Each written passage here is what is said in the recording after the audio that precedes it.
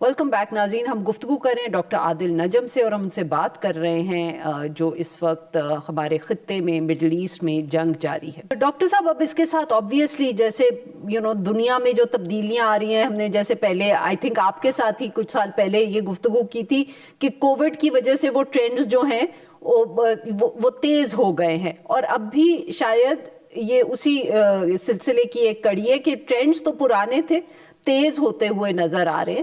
تو سر اگر ہم مڈل ایسٹ کی بات کریں، وہاں جو غیر یقینی ہے، ایک غیر استحکام کی صورتحال ہے، وہ تو کافی عرصے سے چل رہی ہے، مگر اس دفعے with this particular war وہ جو خلیجی ریاستیں ہیں ان تک پہنچی ہے.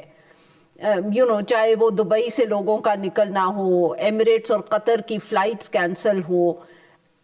Do you think this is an impact that will stay for some time؟ یہ جو اثر پڑا ہے، یہ جو غیر یقینی کی صورتحال آئی ہے، اس کا کتنا اثر ہوگا ان ممالک پہ جو ہمیں لگ رہا تھا اب آج سے میرے خیال میں سال پہلے ہی کہ اب تو the future lies with them؟ Arifa میرے خیال میں جو ہے نا، thank you for this question, کیونکہ میرے خیال میں ہمیں جیسے آپ نے کہا کہ we are so involved in the moment as we should be, کیونکہ مومنٹ اتنا بڑا ہے کہ ہم بڑی پکچر شاید کئی بار نہیں دیکھتے، اور یہ وقت ہے بڑی پکچر دیکھنے کا. وہ جو تبدیلی کئی بار آپ کی میری بات ہوئی ہے، مائی آنسر آلویز واز کہ جی کوئی چیزیں تبدیل ہو رہی ہیں بٹ وی ڈونٹ نو کہ کیسے ہوں گی. رائٹ، میرا آرگیومنٹ پچھلے 2 4 سال سے یہ رہا ہے کہ تبدیلی آ رہی ہے، that is clear, but we don't know what it is. اب نظر آنا شروع ہو گیا کہ what it is. In a way Donald Trump نے فورس کر دیا ہے وہ ڈائریکشن، گلف میں بھی لیکن دوسری جگہ بھی. Allow me to start not with Gulf, لیکن جو امریکن الائنس تھی، Donald Trump has misread کہ وہ الائنس امریکہ کے لیے کتنی امپورٹنٹ تھی. وہ کہتا تھا جی میں عراق میں جا رہا ہوں، میرے ساتھ آ جاؤ، اور بلیئر کہتا تھا یس سر. رائٹ، میں پارلیمنٹ کے پاس نہیں آتا، تم نے کہا میں آ گیا. اس نے کہا جی میں نیٹو بھیج رہا ہوں افغانستان میں، میرے ساتھ آ جاؤ. نیٹو نے کہا جی سر میں آ رہا ہوں. اس بار جی سر نہیں ہوا. اینڈ دیٹ بریک اپ جو آپ نے کہا نا، یہ جو آپ نے کشنر وغیرہ کی بات کی، تو وہ انکمپٹنس کی بات ہو رہی ہے، وغیرہ کی بھی بات ہو رہی ہے، لیکن ایک جو سلائٹ ہے جس کی وجہ سے ہم یہ ریئیکشن الائنس کا بکھرنا، میرے خیال میں وہ الائنس از گون. اس کا مطلب یہ نہیں ہے نئی الائنس بن گئی ہے، لیکن I think the so called western alliance is no more. اب وہ کچھ نئی شیپ کیا لیتی ہے آئی ڈو ناٹ نو. اور اس کی ایک وجہ یہ ہے کہ یہ جو نیگوسیشنز میں ہم نے دیکھا کہ آپ نے کسی کو کنسلٹ ہی نہیں کیا. وہ باری باری یہی کہہ رہی ہیں یہ ہماری جنگ نہیں ہے، تم نے جانے سے پہلے ہم سے پوچھا تھا، ہم سے بتایا تھا، ہم بھی اس نیگوسیشن میں بیٹھے تھے، ہم تو کچھ اور دیکھ رہے تھے. اینڈ دین وہ یکے بعد دیگرے جو آپ نے سلائڈس کی، اور آپ نے جو بدتمیزی کی، اور آپ نے جو ان کے ساتھ لٹرلی گالی گلوچ کیا، ناٹ اونلی ٹرمپ نے لیکن وینس نے، اس کے بعد روبیو نے، جب وہ ڈیووس گئے، تو اس کی کوئی نہ کوئی ایک قیمت تو ہوگی. یا گرین لینڈ پہ تو وہ بکھر رہی ہے. سب سے بڑا جو ہے وہ اس کا امپیکٹ یقیناً مڈل ایسٹ پہ ہے. And my sense has been کہ ان اے وے اسرائیل یا نیتن یاہو خاص طور پہ تو جنگ اس کے پہلے دوسرے دن ہی جیت گئے تھے. اینڈ دیٹ واز بیکاز وہ سو کالڈ رجیم چینج تو کبھی نہیں ہوئی، لیکن جو ان کی اس سے بھی بڑی خواہش تھی وچ واز کہ اس ریجن کو آپس میں لڑا دو. اسرائیل کی سیلف پرسیپشن یہ ہے ہم چھوٹے سے ہیں، ہمارے ارد گرد سارے ہمارے دشمن ہیں. اور تاریخ یہ ہے کہ 60s میں 70s میں یہ سارے عرب ممالک مل کے ہمارے خلاف آ گئے.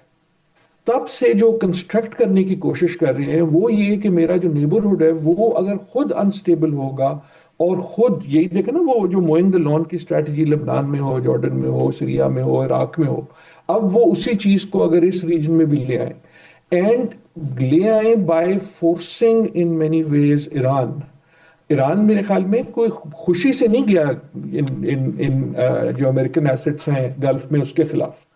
جب اس کے پاس سارے دوسرے آپشن بند ختم کر دیے گئے تو in a way Israel has forced their hand into a thing کہ اب وہ جو پورا ریجن ہے وہ آپس میں کشیدہ ہو جائے. اسرائیل کی طرف سے تو اس سے بہتر کوئی آپ کا رزلٹ ہو ہی نہیں سکتا. اور جو آپ نے شروع میں کہیں بات کی تھی کہ ان ممالک میں بھی یہ شاید سوچ یا کم از کم خبریں ہی ہیں، آئی ایم ناٹ شیور ان خبروں کا، لیکن خبریں ہیں جو میں آتا ہے کہ جناب یہ بھی سوچ رہے ہیں کہ اس کو فائنل سلوشن پہ لے آؤ. پھر انسان سوچتا ہے فائنل سلوشن ہے کیا، اور فائنل سلوشن کے بعد ہرموز کا کنٹرول پھر کس کے پاس ہے؟ اچھا اگر ایران کے پاس نہیں ہے، یہ تو جغرافی کا مسئلہ نا، تو پھر کس کے پاس ہے؟ جی اسرائیل کے پاس ہے. اور کیا اگر اسرائیل کے پاس ہوگا تو وہ بڑا دوست ہوگا ان ممالک کا.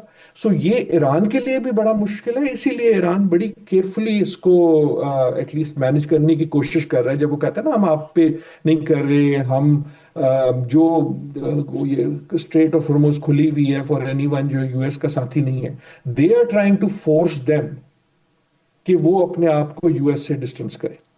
اور یہ ممالک are finding it very difficult how to deal with that.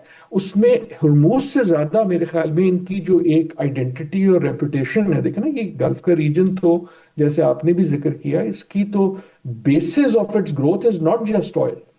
It is کہ یہاں ریلیٹو اسٹیبلٹی بھی ہے، ماڈرنٹی بھی ہے، جہاز بھی آتے ہیں، یا انویسٹ بھی کر لو، یا اپارٹمنٹ بھی لے لو، یا چھٹی کرنے بھی آ جاؤ.